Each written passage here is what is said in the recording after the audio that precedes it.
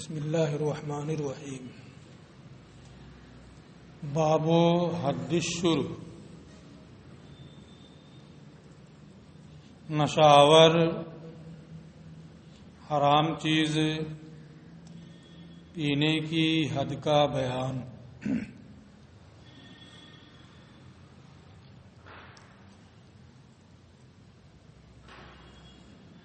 شراب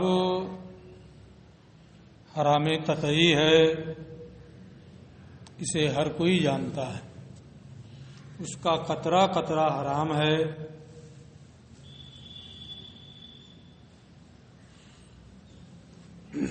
یہاں شراب اور جو چیز نشاور ہو اس کے پینے کی حد کا بیان ہے۔ ومن شرب الخمر، جس نے شراب پی، فأخذ وریحها موجودۃ، وہ گرفتار کیا گیا اس حال میں کہ شراب کی بو موجود ہے۔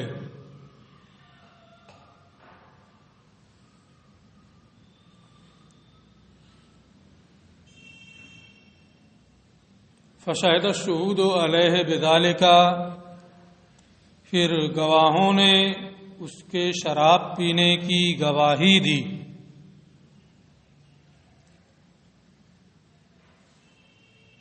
جبکہ اس کے منہ سے شراب کی بو آ رہی ہے، اور اگر دور ہیں لاتے لاتے بو ختم ہو گئی، جب پکڑا تو بو تھی نا، تو بھی حکم وہی ہوگا۔ لیکن پہلے ہی اس کے منہ سے شراب کی بو ختم ہو گئی ہے، پھر اس کو گیا پکڑا لے کے آیا، تو حد نہیں قائم کی جائے گی۔ فشہد الشہود علیہ، پھر گواہوں نے اس کے خلاف گواہی دی شراب پینے کی۔ او اقر وریحها موجودہ، یا وہ شراب پینے کا اقرار کرے اور شراب کی بو موجود ہو۔ فعلیہ الحد، تو اس پر حد قائم کی جائے گی۔ جو شرب خمر کی حد ہے وہ حد اس پر قائم کریں گے۔ کتنی حد ہے اس کا بیان نیچے آ رہا ہے۔ ومن اقر بعد ذہاب رائحتها، اور جو بو جانے کے بعد اقرار کرے، لم یحد، تو اس پر حد قائم نہیں کی جائے گی۔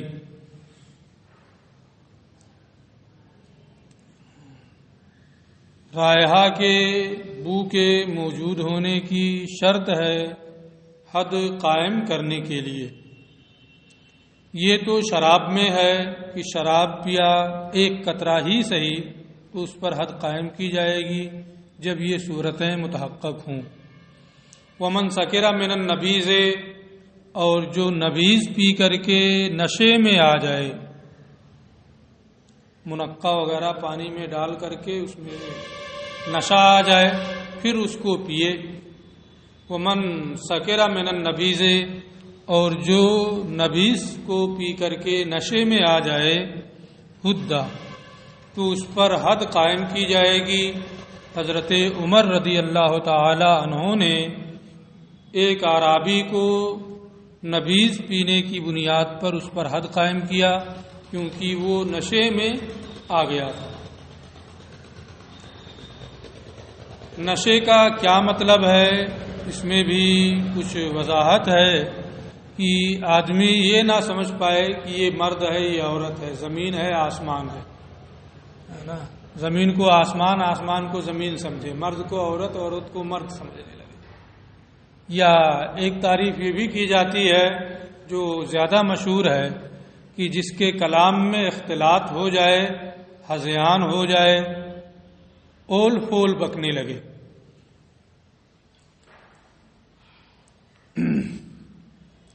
تو جو نبیذ پی کر کے نشے میں آ جائے اس پر حد قائم کی جائے گی۔ ولا حد علی من وجد منہ رائحۃ الخمر، اور جس کے منہ سے شراب کی بو آ رہی ہو اس پر حد قائم نہیں کی جائے گی۔ صرف بو پائی جانے کی وجہ سے حد نہیں قائم کریں گے، کیونکہ ممکن ہے اکراہ کی وجہ سے شراب پیا ہو، مجبور کیا گیا ہو، اسے شراب پینے پر اپنے اختیار سے اس نے شراب نہ پی ہو۔ یہ بھی ممکن ہے اضطرار کی کیفیت رہی ہو، شراب کے علاوہ جان بچانے کے لیے کچھ میسر نہ رہا ہو اور اس نے پی لی ہو، ہے نا، تو صرف بو پائے جانے کی وجہ سے اس پر حد قائم نہیں کریں گے۔ او من تقیعہا، یا جس نے شراب کی قے کی اس پر بھی حد قائم نہیں کریں گے۔ وجہ یہی، قے کر رہا ہے ٹھیک ہے، شراب ہے، لیکن یہ ضروری نہیں ہے کہ اپنے اختیار سے اس نے پیا ہو، یہ بھی ضروری نہیں، یہ بھی ہو سکتا ہے کہ پیاس کی شدت کی وجہ سے اضطرار کی کیفیت میں پیا ہو، اس لیے شراب کی قے کرنے سے بھی اس پر حد قائم نہیں کریں گے۔ ولا یحد السکران، اور نشے والے پر حد قائم نہیں کی جائے گی، حتی یعلم انہ سکر من النبیذ، جب تک کہ معلوم نہ ہو جائے کہ نبیذ پی کر کے یہ نشے میں آیا ہے، وشربہ طوعا، اور خوش دلی سے پیا ہے۔ اگر یہ معلوم نہیں ہے تو صرف نشے کی وجہ سے کہ وہ اول پھول بکتا ہے، اس کی وجہ سے اس پر حد قائم نہیں کریں گے، کیونکہ ممکن ہے کہ غیر شراب کی وجہ سے بھی کبھی کبھی یہ حالت ہو جاتی ہے اور اس میں حد نہیں ہے۔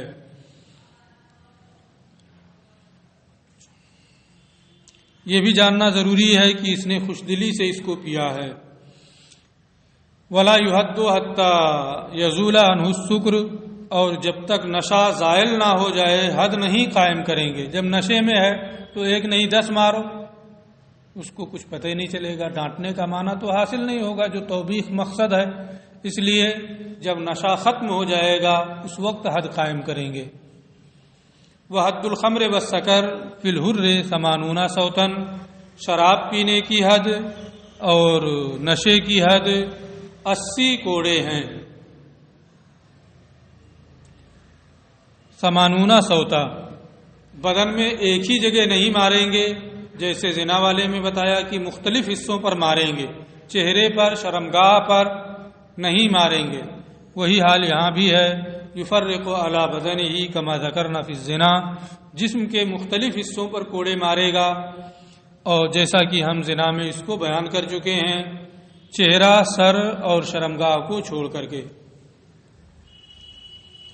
فَإِنْ كَانَ عَبْدًا، اور اگر شرابی غلام ہے، فَحَدُّهُ 40، تو اس کی حد 40 کوڑے ہیں، نصف نعمت میں بھی، نصف سزاؤں میں بھی۔ وَمَنْ أَقَرَّ بِشُرْبِ الْخَمْرِ وَالسَّكْرِ، اور جو شراب پینے کا اقرار کرے، نشے کا اقرار کرے، نبیذ کے پی کر کے پینے کا اقرار کرے، اقرار کرنے کے بعد ثم رجع، پھر وہ رجوع کر جائے، لم یحد، تو اس پر حد نہیں قائم کریں گے، کیونکہ اب شبہہ پا لیا گیا اور اس میں کسی آدمی کا حق متعلق نہیں ہے، بلکہ یہ خالص اللہ عز و جل کا حق ہے، اس لیے اگر وہ بعد میں رجوع کرتا ہے حد قائم کرنے سے پہلے تو حد قائم نہیں کی جائے گی۔ وَيَثْبُتُ الشُّرْبُ بِشَهَادَةِ شَاهِدَيْنِ، زنا میں 4 گواہوں کی گواہی ضروری تھی، یہاں 2 سے کام چلے گا۔ نصاب شہادت 2 ہے، 2 آدمیوں کی گواہی سے شراب پینے کا ثبوت فراہم ہو جائے گا۔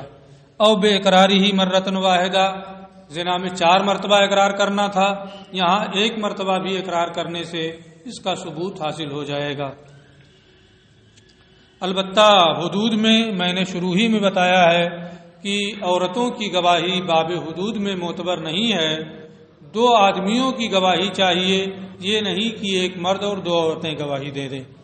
ولا يقبل فيه شہادت النساء مع الرجال، اور اس میں مردوں کے ساتھ عورتوں کی گواہی قبول نہیں کی جاتی ہے۔ باب حد القذف، تہمت لگانے کی حد کا بیان۔ قذف کا بیان تو اس سے پہلے ہی پڑھ چکے ہیں، یہاں تہمت لگانے کی حد کا بیان ہے۔ کہ اگر کسی نے کسی پارسا پر کوئی تہمت زنا کی تہمت لگائی اور وہ اس کا مطالبہ کرے قاضی کے یہاں، یا جس پر تہمت لگائی ہے اس کے تہمت لگانے کی وجہ سے کسی کو عار ہو رہا ہے اور وہ حد قذف کا مطالبہ کرے، تو ایسی صورت میں جو قذف کی حد ہے وہ قائم کی جائے گی۔ یہاں سے اسی کی تفصیل کا بیان ہے۔ اذا قذف الرجل رجلا محسنا، جب کوئی آدمی کسی محسن پر زنا کی تہمت لگائے یا کسی پارسا عورت پر زنا کی تہمت لگائے۔ پارسا ہونے کا معنی یہ ہے کہ جس کے ساتھ نہ وطئ حرام ہوئی ہو اور نہ وہ اس کے ساتھ متہم ہو، ساتھ ہی ساتھ وہ آزاد ہو، عاقل ہو، بالغ ہو، مسلمان ہو۔ عاقل بالغ مسلمان ہے، تہمت زنا سے بھی وہ پاک و صاف ہے اور وطئ حرام سے بھی وہ منزہ ہے۔ تو اب ایسی صورت میں اگر ایسے کو کوئی زنا کی تہمت لگائے گا تو اس پر حد قائم کی جائے گی۔ جو قذف کی حد ہے، کیا حد ہے وہ بیان آئے گا۔ اذا قذف الرجل رجلا محسنا، جب کوئی شخص کسی پارسا مرد پر، او امراۃ محسنۃ، یا کسی پارسا عورت پر زنا کی تہمت لگائے، بصریح الزنا، صاف صاف زنا کی تہمت لگائے، تو اس میں بندے کا حق ہے، جس پر تہمت لگایا ہے اس کا حق ہے۔ اس لیے پہلے ہی میں اس بحث میں بتایا تھا کہ اسے مطالبہ کرنے کا حق ہے۔ آج مطالبہ کرے، کل مطالبہ کرے، سال بھر بعد مطالبہ کرے، جب بھی وہ مطالبہ کرے گا ہے نا، حد قائم کی جائے گی۔ اس کا اپنا حق ہے، اس لیے اس کے مطالبے کے بغیر قاضی از خود اسے پکڑ کر کے حد نہیں قائم کرے گا۔ وطالب المقذوف ہو، اور جس پر تہمت لگائی گئی ہے اس سے وہ مطالبہ کرے حد قذف کا۔ وطالب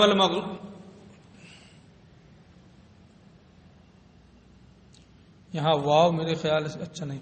وطالب المقذوف بالحد، اور مقذوف حد کا مطالبہ کرے، حدہ الحاکم، تو حاکم اس پر حد قائم کرے گا۔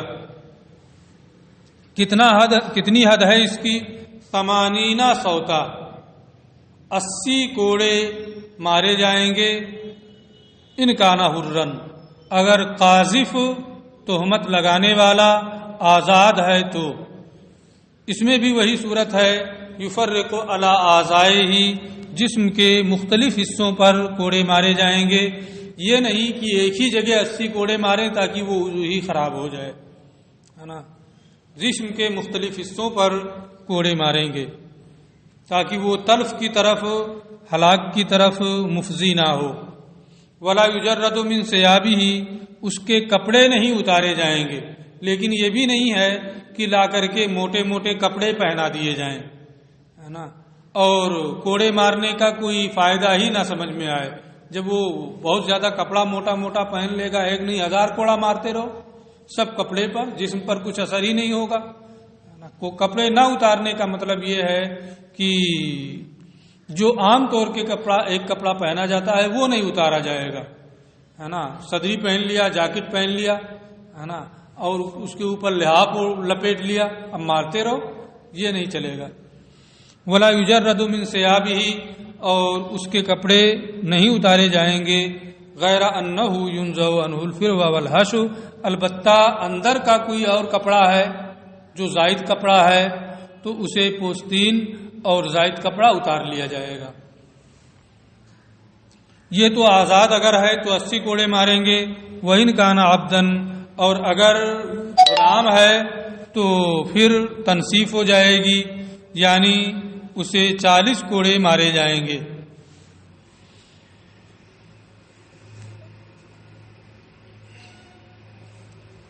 یہ حد قذف کا بیان ہے۔ اس میں یہ آیا ہے کہ پاک دامن کو زنا کی تہمت لگائے، احسان کا کیا مطلب ہے میں نے آپ کو بتا دیا ہے، یہ پھر اس کی وضاحت کر رہے ہیں۔ والاحسان ان یکون المقذوف حرا بالغا عاقلا مسلما عفیفا عن فعل الزنا۔ احسان یہ ہے کہ جس پر زنا کی تہمت لگائی گئی ہے وہ آزاد ہو، بالغ ہو، عاقل ہو، مسلمان ہو، فعل زنا سے پاک دامن ہو، پارسا ہو، یعنی نہ وطئ حرام ہوئی ہو اور نہ ہی وطئ حرام سے متہم ہو، پارسا ہو۔ تو اگر مقذوف ایسا ہے، آزاد، بالغ، عاقل، مسلمان، فعل زنا سے پارسا، تو اس پر اگر کوئی تہمت لگائے گا تو حد قذف مطالبے کی صورت میں قائم کی جائے گی۔ ومن نفى نسب غیرہ فقال لست لأبیک، اور جو شخص کسی کے نسب کا انکار کرے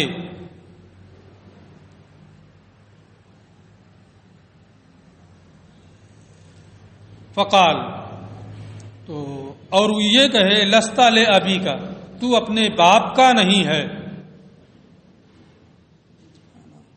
کسی کے نسب کا انکار کرے اور اس کی ماں آزاد ہو، مسلمان ہو، تو نسب کا جب وہ انکار کرے گا اور یہ کہے لست لأبیک، تو اپنے باپ کا نہیں ہے، اور یا یہ کہے یبن الزانیہ، اے زانیہ کے بیٹے، وَأُمُّهُ مُحْصَنَةٌ مَيْتَةٌ، اس کی ماں پارسا تھی، انتقال کر چکی ہے، اگر وہ زندہ ہے تو ماں کو مطالبہ کرنے کا حق رہے گا، ہے نا، لیکن ماں پارسا تھی، آزاد تھی، مسلمان تھی، انتقال ہو گیا ہے، اس کے بیٹے کو کسی نے کہا لست لأبیک، تو اپنے باپ کا نہیں ہے، یا یہ کہا یبن الزانیہ، اے زانیہ کے بیٹے، تو بیٹے کو حد قذف کے مطالبہ کا حق رہے گا۔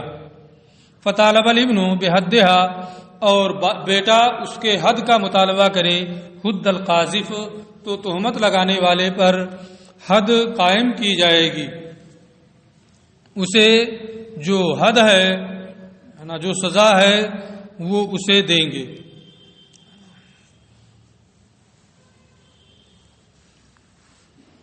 کیونکہ اس کی بنیاد پر اس میں آر کی صورت پیدا ہو رہی ہے۔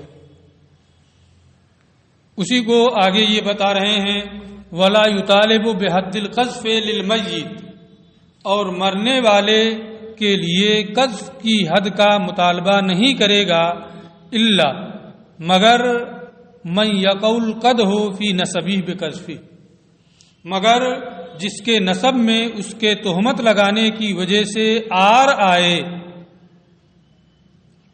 کوئی اجنبی ہے نا، جیسے یہی ہے کسی کو کہا اپنا زانیہ لست لأبیک، کوئی دوسرا مطالبہ کرے کہ اس کی ماں پر مر گئی ہے، محسنہ تھی، اس پر تہمت لگا رہا ہے، اس پر تو کوئی آر نہیں ہے نا، اس لیے اسے مطالبہ کرنے کا حق نہیں ہوگا، اور اس کی بنیاد پر قاذف پر حد بھی نہیں قائم کی جائے گی۔ جس کے اوپر، جس کے نسب میں آر آ رہا ہے نا، بے عزتی جس کی ہو رہی ہے، جب وہ میت کی جانب سے حد قذف کا مطالبہ کرے گا تو حد قائم کی جائے گی، کسی اجنبی کے مطالبہ کرنے سے کوئی فائدہ نہیں ہے۔ ولا یطالب بحد القذف للمیت، اور میت کے لیے حد قذف کا مطالبہ نہیں کرے گا مگر وہی جس کے نسب میں اس کے تہمت لگانے کی وجہ سے آر اور دشواری آ رہی ہو۔ وَإِذَا كَانَ الْمَقْذُوفُ مُحْصَنًا جاز لابنہ الکافر والعبد ان یطالب بالحد، اور جب مقذوف جس پر زنا کی تہمت لگائی گئی ہے وہ پاک دامن ہو، آزاد ہو، مسلمان ہو، یعنی احسان کی شرطیں جو ہیں وہ تمام شرطیں پائی جا رہی ہیں۔ وَإِذَا كَانَ الْمَقْذُوفُ، اور جب مقذوف محسن ہو، پارسا ہو، جاز لابنہ الکافر، تو اس کا بیٹا اگرچہ کافر ہو، اس کا بیٹا اگرچہ غلام ہو اسے حد کے مطالبہ کا حق رہے گا۔ جازل ابن ہل کافر والعبد، تو اس کے کافر بیٹے، غیر مسلم بیٹے اور غلام کو کے لیے جائز ہے کہ وہ حد کا مطالبہ کرے،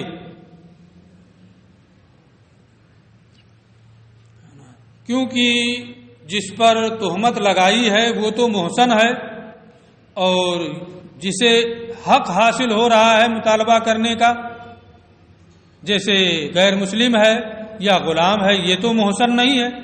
محسن ہونے کے لیے آزاد ہونا یہ بھی شرط ہے، غلام ہے۔ مسلمان ہونا یہ بھی شرط ہے، یہ غیر مسلم ہے۔ تو یہ تہمت اس پر نہیں لگائی گئی ہے، اسے صرف استحقاق ہو رہا ہے، مطالبہ حد کا حق ہے اس کا۔ جس پر تہمت لگائی گئی ہے وہ آزاد تھا، مسلمان تھا، عاقل تھا، بالغ تھا، پارسا تھا، ہے نا۔ تو استحقاق کے لیے محسن ہونا یہ شرط نہیں ہے نا۔ اس لیے جس کو تہمت لگائی گئی اگر وہ محسن ہے تو اس کا بیٹا اگر کافر ہے، غیر مسلم ہے، یا اس کا بیٹا غلام ہے تو اسے مطالبہ حد کا حق رہے گا، وہ مطالبہ کر سکتا ہے، کیونکہ اس کے نسب میں اس کی بنیاد پر آر لاحق ہو رہا ہے۔ وَلَيْسَ لِلْعَبْدِ أَن يُطَالِبَ مَوْلَاهُ بِقَذْفِ أُمِّهِ، اور غلام کو یہ حق نہیں ہے کہ وہ اپنے آقا سے اپنی ماں پر تہمت لگانے کی حد کا مطالبہ کرے۔ آقا نے اپنی بادی پر یا اپنے غلام کی ماں پر زنا کی تہمت لگائی، تو جب وہ اپنے غلام کی ماں پر زنا کی تہمت لگا رہا ہے، اگرچہ اس کی ماں محسنہ ہو، لیکن غلام اس سے حد کا مطالبہ نہیں کر سکتا ہے، کیونکہ آقا کو اس کے غلام کی بنیاد پر سزا نہیں دی جاتی ہے، اور جب آقا کو اس کے غلام کی بنیاد پر سزا نہیں دی جائے گی تو اسے مطالبہ کرنے کا حق بھی نہیں ہوگا۔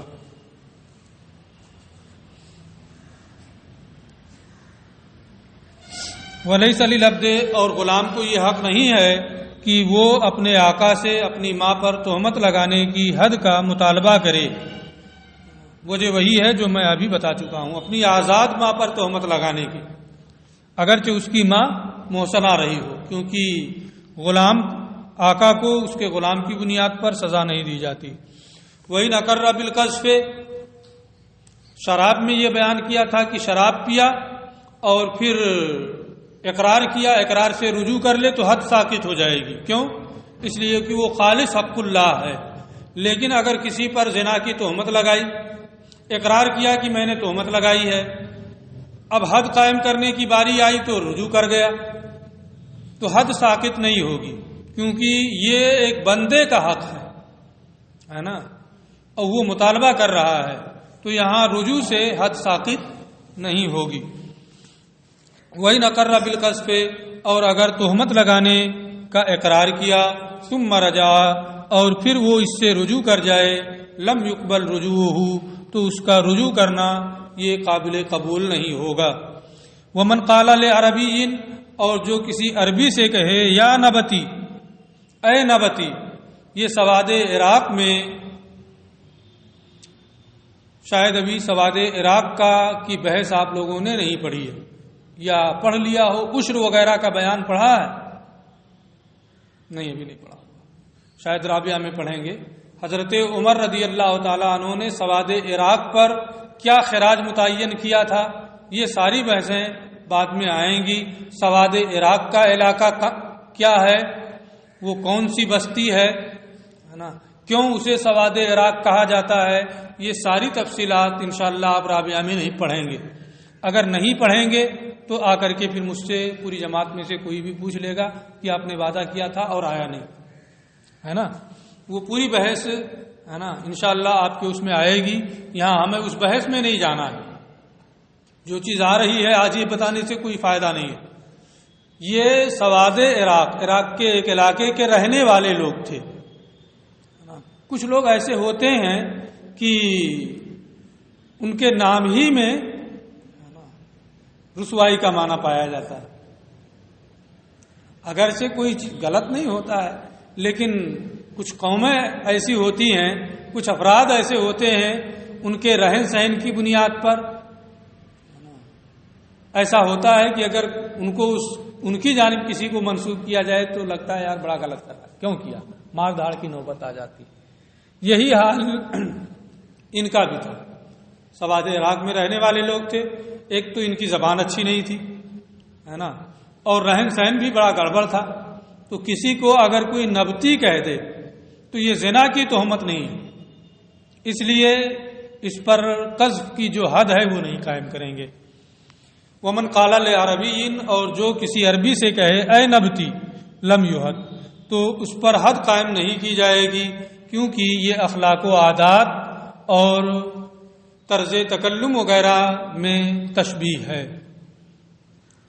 ومن قال لرجل، اور جو کسی آدمی سے کہے یبن ماء السما، اے آسمان کے پانی کے بیٹے، تو یہ بھی زنا کی تہمت نہیں ہے، اس لیے اس پر بھی فلیس بقاذف، تو یہ تہمت لگانا نہیں ہے. جب قاذف نہیں ہے تو حد قذف بھی نہیں ہے. وَإِذَا نَسَبَهُ إِلَىٰ أَمِّهِ أَوْ إِلَىٰ خَالِهِ أَوْ إِلَىٰ زَوْجِ أُمِّهِ، اور جو اسے اس کے چچا کی جانب منسوب کرے، ماموں کی جانب منسوب کرے، یا اس کی ماں کے شوہر کی جانب منسوب کرے، تو وہ بھی قاذف نہیں ہے نا.